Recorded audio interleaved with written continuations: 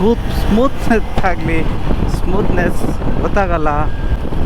ಹೋಗ್ಬೇಕಾದ್ರೂ ಆಡಿ Q5 ಸಿಕ್ತು, ಇವಾಗಲೂ ಅದು ಸಿಕ್ತು. ಅದೇ ಗಾಡಿನ ಅವ್ರು ನಮ್ಮ ಜೊತೆನೇ ಬರ್ತಿದಾರ, ಕೈಯಲ್ಲಿ ಜ್ಯೂಸ್ ಬಾಟ್ಲ್ ಇಟ್ಕೊಂಡಿದ್ದಾರೆ, ಸುಮ್ಮನೆ ಚುರ್ಕೊಂಡು ಹೋಗ್ತಾರೆ ಪಾಪ.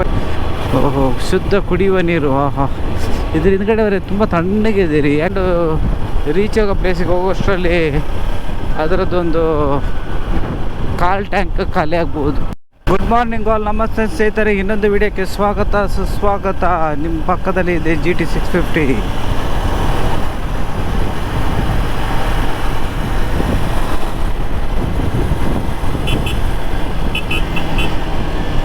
ಆ್ಯಕ್ಚುಲಿ ಈ ಸ್ಪೋರ್ಟ್ಸ್ ಗಾಡಿ ಮತ್ತು ಅದಕ್ಕೂ ಏನು ವ್ಯತ್ಯಾಸ ಅಂದರೆ ಇದರಲ್ಲಿ ನಿಮ್ಗೆ ಹೋಗೋ ಸ್ಮೂತ್ನೆಸ್ ಆಗಲಿ ಸ್ಮೂತ್ನೆಸ್ ಗೊತ್ತಾಗಲ್ಲ. ಅದರಲ್ಲಿ ಒಂಥರ ದೊಡ್ಡ ಗಾಡಿ ಫೀಲ್ ಆಗುತ್ತೆ, ಯಾಕಂದರೆ ವೈಬ್ರೇಷನ್ ಆಗಲಿ ಯಾವುದೇ ಆಗಲಿ ಸ್ವಲ್ಪ ಹೆವಿನೇ ಅದು. ಮತ್ತು ನಿಮಗೆ ಅದು ಬಿಸಿ ಇದೆಯಲ್ಲ, ಇಂಜಿನ್ ಪಕ್ಕನೇ ಕಾಲು ಇಟ್ಕೊಳ್ತೀರ, ಅದು ಚಪ್ಪಲಿ ಇಲ್ಲದ್ರೆ ಇಟ್ಕೊಂಡ್ರೂ ಮೆಲ್ಟಾಗಿ ಹೋಗುತ್ತೆ. ಫೀಲ್ ಮಾತ್ರ ಸಖತ್ತಾಗಿರುತ್ತೆ, ಬಿಸಿ ಫೀಲ್.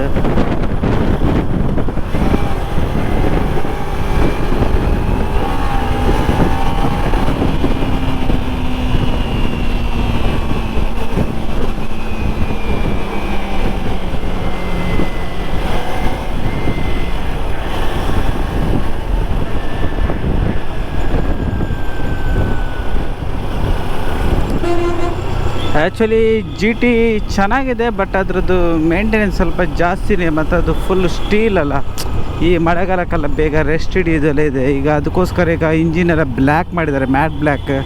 ಆ ಮ್ಯಾಟ್ ಬ್ಲ್ಯಾಕ್ ಮಾಡೋದ್ರಿಂದ ನಿಮಗೆ ರೆಸ್ಟ್ ಆಗಲಿ ಯಾವುದಾಗಲಿ ಹಿಡಿಯಲ್ಲ. ಮೊದಲೇ ಏನಾಗ್ತದೆ ಅಂದರೆ ಸ್ಟೀಲ್ ಬಾಡಿ ಮಾಡ್ತಿದ್ರು. ಈ ಸ್ಟೀಲ್ ಬಾಡಿಯಲ್ಲಿ ಏನಾಗುತ್ತೆ ಅಂದರೆ ನಿಮಗೆ ಮಳೆದು ನೀರು ಅಲ್ಲಿ ನಿಂತು ನಿಮ್ಗೊಂಥರ ಕಪ್ ಆಗ್ತಿತ್ತು. ಅದಕ್ಕೆ ನೀವು ಪುದಗ ಪಾಲಿಶ್ ಅಂತ ಮಾಡಿಸ್ಬೇಕಾಗ್ತಿತ್ತು.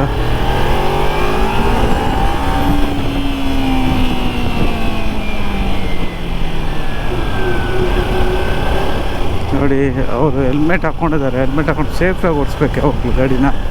ಕೆಲವರು ಏನು ಮಾಡ್ತಾರೆ ಅಂದರೆ ಹೆಲ್ಮೆಟ್ ಇಲ್ಲದೆ ಸೇಫ್ ಇಲ್ಲದೆ ಓಡಿಸ್ತಾರೆ.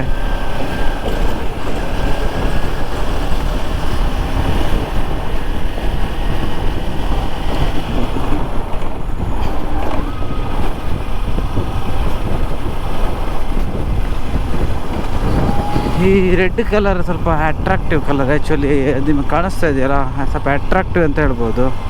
ಈ ಬ್ಲ್ಯಾಕ್ ನಿಮಗೆ ರಿಸೇಲ್ ವ್ಯಾಲ್ಯೂ ಅಂತ ಹೇಳ್ತಾರೆ. ರಿಸೇಲ್ ವ್ಯಾಲ್ಯೂ ಒಳ್ಳೆ ಚೆನ್ನಾಗಿರುತ್ತೆ. ಬಟ್ ಈ ರೆಡ್ಡಲ್ಲಿ ನಿಮಗೆ ಚೆನ್ನಾಗಿರುತ್ತೆ.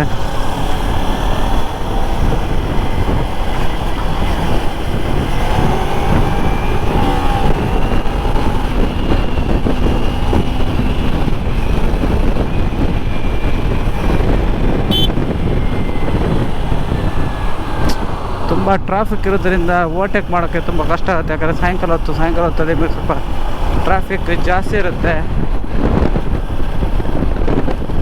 ಹೋಗ್ಬೇಕಾದ್ರೂ ಆಡಿ Q5 ಸಿಕ್ತು, ಇವಾಗಲೂ ಅದು ಸಿಕ್ತು. ಅದೇ ಗಾಡಿನ ಅವ್ರು ನಮ್ಮ ಜೊತೆನೇ ಬರ್ತಿದಾರ ಅಂತ ಫೀಲ್ ಆಗುತ್ತೆ ರೀ.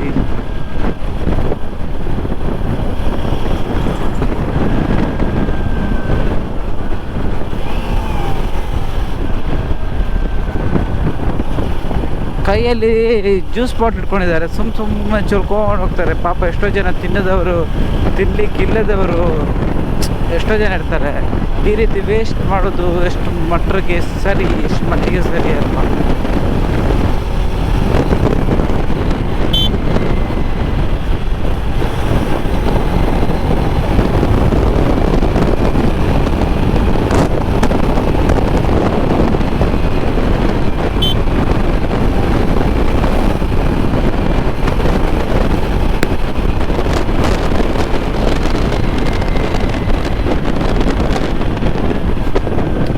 Very dangerous. ನೀವು ರೋಡಲ್ಲಿ ಹೋಗ್ತಾ ಇರ್ಬೇಕಾದ್ರೆ ಮರಳಿರುತ್ತಲ್ಲ ಸ್ವಲ್ಪ ಅಂದರೆ ತುಂಬ ರಾಶಿ ಇದ್ದರೆ ಪರವಾಗಿಲ್ಲ, ಸ್ವಲ್ಪ ನೀವು ಕಂಟ್ರೋಲಲ್ಲಿ ಇರ್ತೀರ. ಅಲ್ಲಲ್ಲೇ ಸ್ವಲ್ಪ ಚಿಮ್ಸಿದಾಗಿರುತ್ತೆ, ಅಂದರೆ ಬಿದ್ದಿರುತ್ತೆ ಅಂದ್ಕೊಳ್ಳಿ. ಆವಾಗ ನೀವು ಸ್ವಲ್ಪ ಬ್ರೇಕ್ ಹಿಡಿತಂತಾರೆ ಸ್ಕಿಡ್ ಆಗೋ ಸಾಧ್ಯತೆಗಳಿದೆ. ಅಂದರೆ ನಿಮಗೆ ಮರಳಿದೆ ಅಂತಲೂ ನಿಮಗೆ ಫೀಲ್ ಬರಲ್ಲ ಆ್ಯಕ್ಚುಲಿ. ಓಹೋ, ಶುದ್ಧ ಕುಡಿಯುವ ನೀರು. ಆಹಾ, ಇದ್ರ ಹಿಂದ್ಗಡೆ ತುಂಬ ತಣ್ಣಗಿದೆ ರೀ. ಯಾಕಂದರೆ ಅದು ನೀರು ಬೀಳ್ತಾ ಇದೆಯಲ್ಲ, ಆ ಬೀಳೋ ಇದರಿಂದ ಹಿಂದ್ಗಡೆ ಅದ್ರದ್ದು ಹನಿ ಇದೆಯಲ್ಲ, ಸ್ಪ್ರೇ ಹೊಡೆದಾಗಿದೆ. ಈ ಕೈಗಳಿಗೆಲ್ಲ ಸ್ವಲ್ಪ ತಣ್ಣಗೆ ತಂಪಿರುತ್ತೆ. ಈ ನಮ್ಮ ಇಂಜಿನು ಬಿಸಿ ಬಿಸಿ ಬಿಸಿಯಾಗಿದೆ, ಅದಕ್ಕೂ ಸ್ವಲ್ಪ ಬೀಳಲಿ, ಅದರಿಂದನೇ ಹೋಗೋಣ. ಶುದ್ಧ ಕುಡಿಯೋ ನೀರು ಹೇಳ್ಬಿಟ್ಟು ರೋಡು ಇಡೀ ಹಾಕೊಂಡು ಹೋಗ್ತಾ ಇದ್ದಾರೆ. ಯಾಕೆ ಅದು ಚೆಲ್ಲುತ್ತಂತ ಗೊತ್ತಿರುತ್ತೆ, ಸ್ವಲ್ಪ ಕಮ್ಮಿ ಹಾಕೊಂಡು ಹೋಗ್ಬೋದಲ್ವಾ. ಅದು ಬಿದ್ದ ಬೀದಿ ಬಿಸಿಗೆ ತಣ್ಣಗೆ ಒಂಥರ ಐಸ್ ಬಿದ್ದಾಗುತ್ತೆ.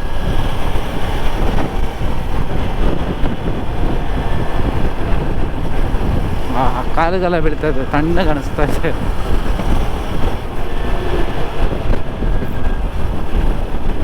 ತುಂಬಾ ವೇಸ್ಟ್ ಆಗ್ತಿದೆ, ತುಂಬ ಬೀಳ್ತಾ ಇದೆ.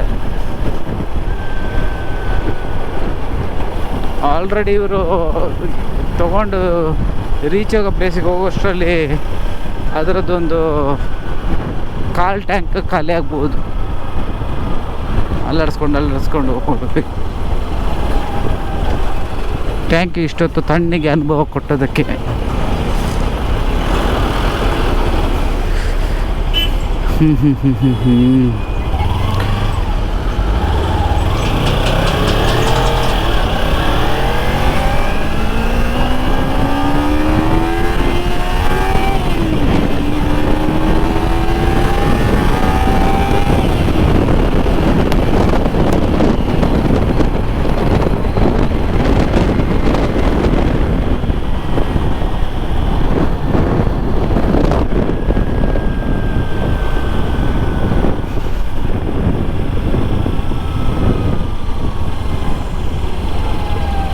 ಆಂಬುಲೆನ್ಸ್ ಇದೆ, ಬಿಡ್ತಾ ಇಲ್ಲ ಇವನು. ಸೀರಿಯಸ್ ಆಗ ಸುಮ್ಮನೆ ಗೊತ್ತಾಗ್ತಾ ಇಲ್ಲ, ಖಾಲಿದೆ ಆ್ಯಕ್ಚುಲಿ. ಮೊನ್ನೆ ಒಂದು ಸಲ ಇದೇ ರೀತಿ ಕಾಲೇಜ್ ಹುಡುಗಿಯರು, ಅಂದರೆ ಈಗ ಟ್ರೈನಿಂಗ್ ಅವ್ರು ಇರ್ತಾರಲ್ಲ ಹಾಸ್ಪಿಟ್ಲಲ್ಲಿ, ಅವ್ರಂಗೆ ಕೂರಿಸ್ಕೊಂಡು ಸೈರನ್, ಅಂದರೆ ಸಿಗ್ನಲ್ಲಿ ಬ್ಲಾಕ್ ಆಗಿದೆ.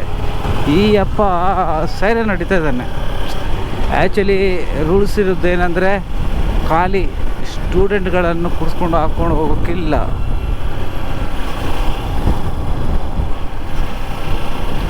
ಎಮರ್ಜೆನ್ಸಿ ಇದ್ದರೆ ಮಾತ್ರ ಸಿಗ್ನಲ್ ಹಾಕೊಂಡು ಹೋಗ್ಲಿಕ್ಕೆ. ಇವನೇನು ಮಾಡ್ತಾನೆ, ಸಿಗ್ನಲ್ ಬ್ಲಾಕ್ ಅಂತ ಬಿಟ್ಟು ಸೈರನ್ ಹೊಡಿತಿದ್ದಾನೆ. ಆ ಟೈಮಲ್ಲಿ ಯಾರು ಬೇಕಾದ್ರೆ ನಿಲ್ಲಿಸ್ಬಿಟ್ಟು ಕೇಳ್ಬೋದು, ಯಾಕೆ ಸೈರನ್ ಹೊಡಿತಿದ್ದು, ಏನು ಅರ್ಜೆಂಟ್ ಅಂತ ಕೇಳ್ಬೋದು. ಅವ್ನ ಕೆಲಸನೇ ಹೋಗೋ ಸಾಧ್ಯತೆ ಇರುತ್ತೆ. ಅವಶ್ಯ ಇದ್ದರೆ ಮಾತ್ರ ಹಾಕಿ ಅಂತ ನಾನು ಹೇಳ್ತೀನಿ.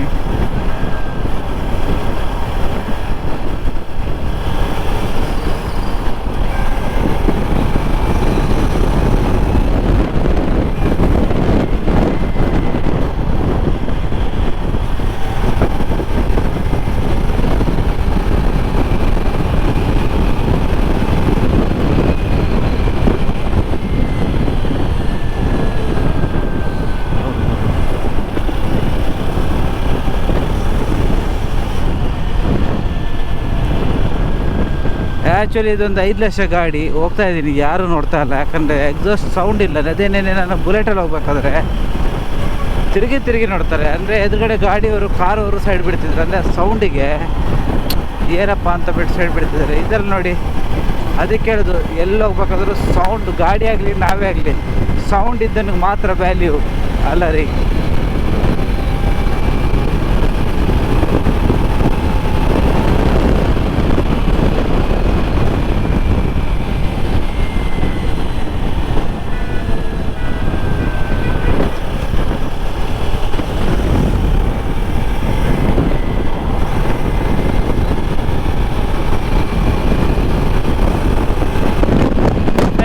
ನನ್ನ ವಿಡಿಯೋ ಇಷ್ಟ ಆಗಿದ್ರೆ ಲೈಕ್ ಮಾಡಿ, ಶೇರ್ ಮಾಡಿ, ಕಮೆಂಟ್ ಮಾಡಿ ಅಂತ ಹೇಳ್ತಾ ನಾನು ಇನ್ನೊಂದು ವಿಡಿಯೋದಲ್ಲಿ ಸಿಗ್ತೀನಿ.